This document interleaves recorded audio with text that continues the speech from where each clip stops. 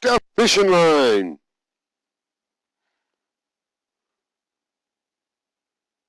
Ontario at Bridalveil Falls this week. Good morning and welcome to Bridalveil Falls here in Kagawong, Ontario. And I'm just walking up to the falls right now. I'm going to show you what this falls is all about. It's really high and cold right now. So take a look at that. And this falls drops probably about 70-80 feet. And the spray coming off of there, I don't want to get too close because it might damage the camera, but the spray coming off of that falls is like a real hard misty rain and very cold.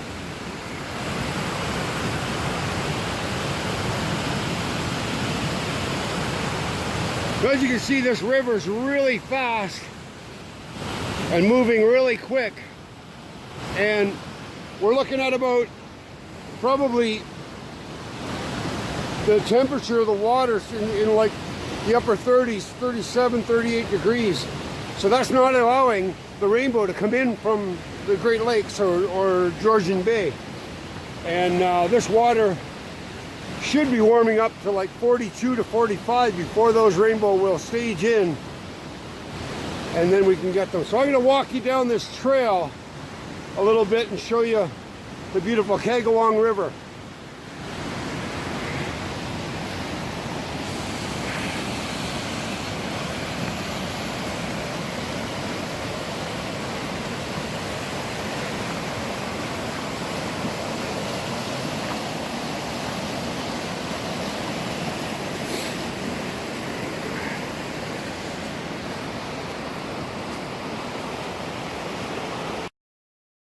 These dark spots out on the water are steelhead on their spawning nests.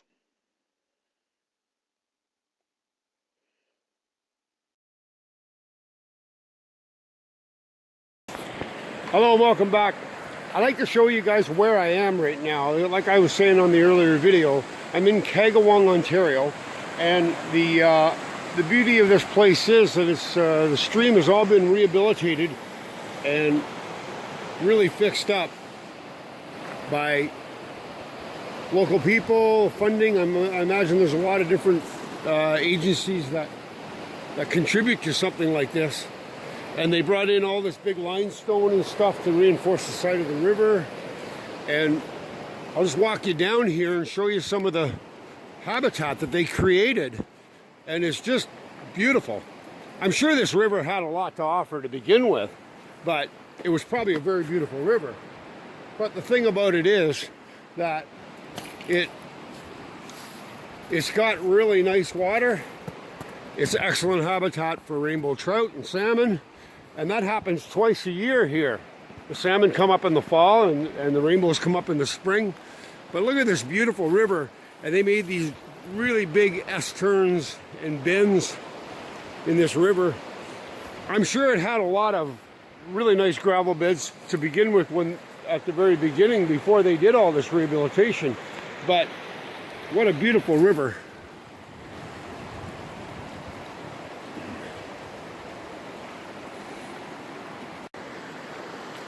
Now another thing on the Kagawong River that they have here is because there's a lot of straight gravel sections and not much structure for the fish to hold out on, these nice people have come along and put a whole bunch of big rocks in a V like this to create a big pool.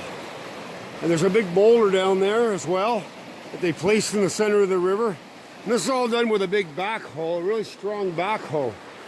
And they build these pools for the fish to hold out in, so that when the current is really strong like this, which is really high water right now in the spring, of course, when the current is really strong, now the fish have a pool to hold out in. So they come up a stretch like that, and then they'll hold out in this section here, gain their strength in that pool, and then shoot up to where their spawning grounds are, up further.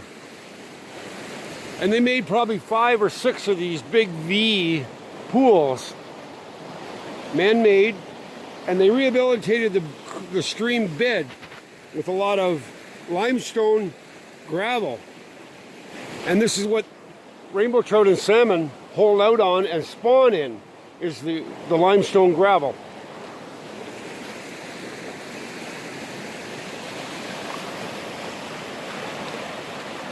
Let's get fishing!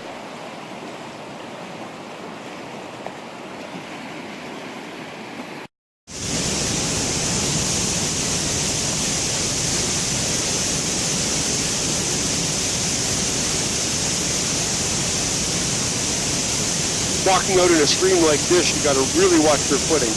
The algae on the rocks makes it so hard to walk, but when you got a fish on the line, that seems to be your only concentration. But this fish seems to have gotten the better of me.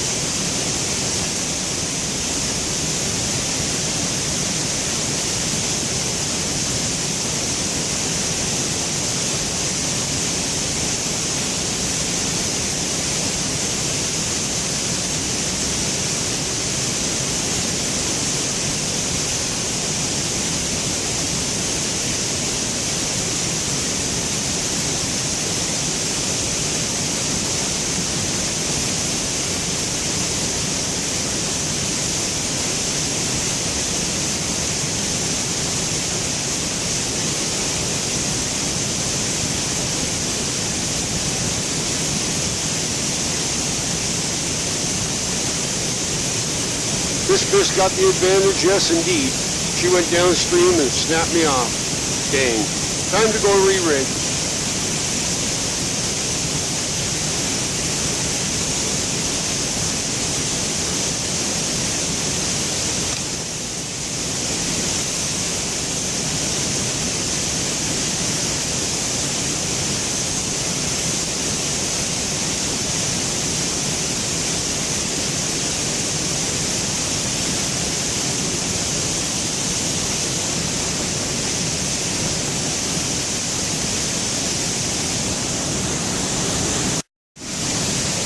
Okay. Hello, welcome to Bridalveil Falls. It's crazy down here. The water is really high, cold. I couldn't get back to this side to get the camera on in time, but I got a real nice fish.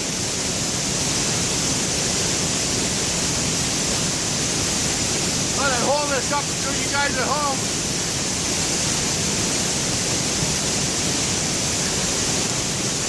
And I lost this one earlier. You see the spawn sack in his mouth. What a beaut, eh?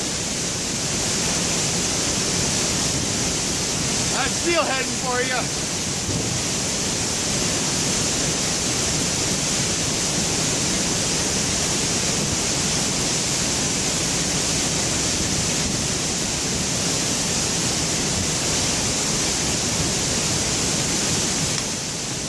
Yahoo!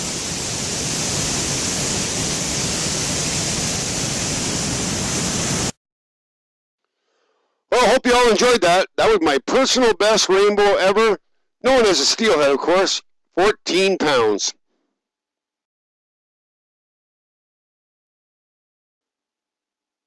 I've taken it home and put it in a brine, put it in the smoker, and turning it into a delicious meal for a lot of people.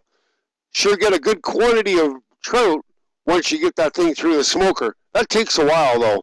I'm going to run you through a little bit of that process after the next video. We're going to bring you up to date on an oldie from last year. Here's a great steelhead catch. Not quite as big. All right, back in action. I love it.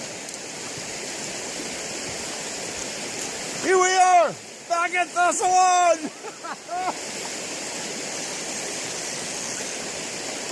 Look at this, Trace.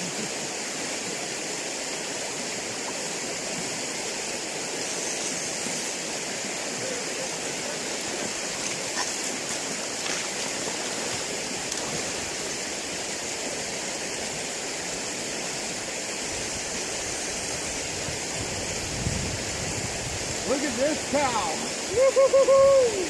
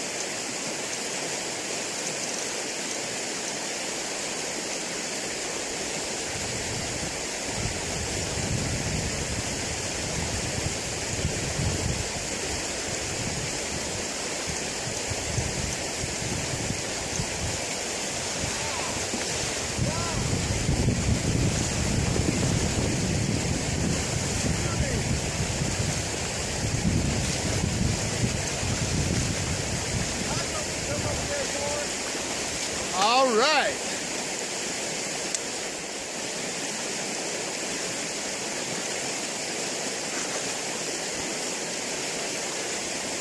Woohoo!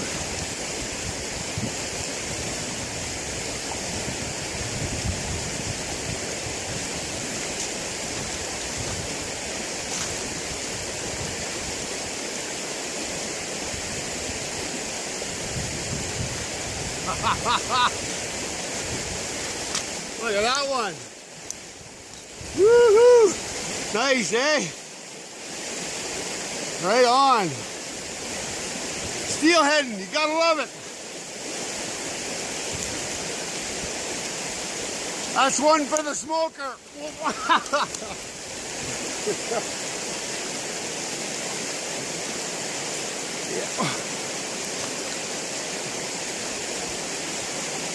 Like I said, that's one for the smoker.